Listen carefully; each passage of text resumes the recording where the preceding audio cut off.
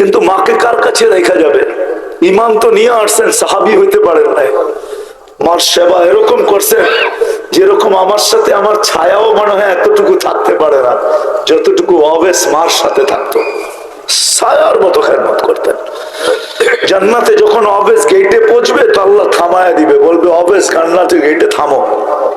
বলছে কেন আল্লাহ, সব তো ঢুকতেছে, আমাকে থামায়া দিলেন? বলছে আজকে মার সেবার বদলা আমি দিব তোমাকে, আর জান্নাতীদেরকেও দেখাবো, দুযোগীদেরকেও দেখাবো যে মার খেদমতের বদলা কি।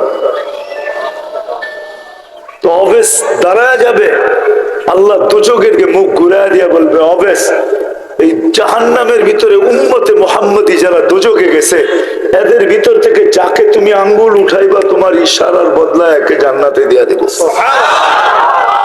হাদিসে আছে, আরবের এক কবিলার কথা আল্লাহ রসুল বলছেন, ওই কবিলার সমপরিমাণ লোক অবেশের শুধু আঙ্গুলের ইশারায় জান্নাতে যাবে। এটা হবে মার সেবার বদলা। আজকে দিনদারি নাই, আমরা সুখী না, স্বামী স্ত্রী নিয়ে হ্যাপি না, সব আছে, স্ত্রী স্বামী নিয়ে হ্যাপি না, আমরা কেউ সুখী না, শুধু দিন না থাকার কারণে। সুখী না সুখী না মাইনা নিলাম, কিন্তু আজকে যে আমরা নির্যাতিত সারা দুনিয়ায়। ফিলিস্তিনের দিকে তাকায় দেখেন, রাত্র আসে না যে কিয়ামত আসে, সারা দুনিয়ার মুসলমান নির্যাতিত। সমস্ত বাতিলের পাঞ্জা আমাদের হাতের নিচে। আমি কেমনে আপনাদেরকে বুঝাবো? আল্লাহ বড় নারাজ হয়ে গেছেন। আমি বুঝলাম কোত্থেকে জানেন? আমি কোরআনের একটা আয়াত থেকে বুঝছি যে আল্লাহ আমাদের উপর আজকে বড় নারাজ। ওলামারা মানবে না হয়তো আমার কথা, বইলা দেখি মানে কিনা। ডেলি আমরা 32 বার বলি আল্লাহ ইহুদি নাসারার হাত থেকে আমাদেরকে বাঁচান। ডেলি আমরা 32 রাকাত নামাজ পড়ি, আর 32 বারই আমরা বলি গায়রিল মাগদুবি আলাইহিম ওয়ালাদ-দাল্লিন। এটা সাদা সিধা তর্জমা আমার কাছে হলো যে আল্লাহ ইহুদি নাসারার হাত থেকে আমাদেরকে বাঁচান। আজকে এই দুই সম্প্রদায় দ্বারা সারা দুনিয়ার মুসলমান নির্যাতিত। এদেরই পাঞ্জা সারা দুনিয়ার মুসলমান দেশগুলোর উপরে, তারা পাঞ্জা জমায়া বসে আছে, ফিলিস্তিনে পিটাইতেছে ইহুদিরা। এটার থেকে বুঝলাম যে আল্লাহ বড় নারাজ হয়ে গেছে। আসেন বুঝি আর নিজে চলতে চেষ্টা করি।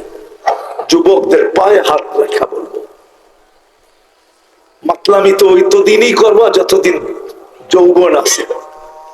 যৌবন যেদিন শেষ ওই দিন আর কেউ 14 তারিখে তোমাকে মেসেজও দিবে না, ফুলও দিবে না। যতক্ষণ যৌবন আছে ততক্ষণ তোমাকে নিয়ে ছলনা করবে, ছলনা, বাস্তব না। এটা হলো কি ছলনা? বোঝো ছলনা? আরে বোঝো না তোমরা ছলনা? না মনে হয় বোঝে না এরা। বোঝো? হ্যাঁ ছলনা বোঝো? নাইলে বাংলা ডিকশনারিতে যে দেখো ছলনা কি। ছল আর চাতুরি এটুকুই করবে 14 তারিখ আসলে, বাস্তব না। আবার ছল ছাত্ররা সীমা এতটুকু পৌঁছতে পারে, নির্নির মতো নিয়ে জবাও করতে পারে। ছল চাতুরি সীমানা ওইখানেও পৌঁছতে পারে।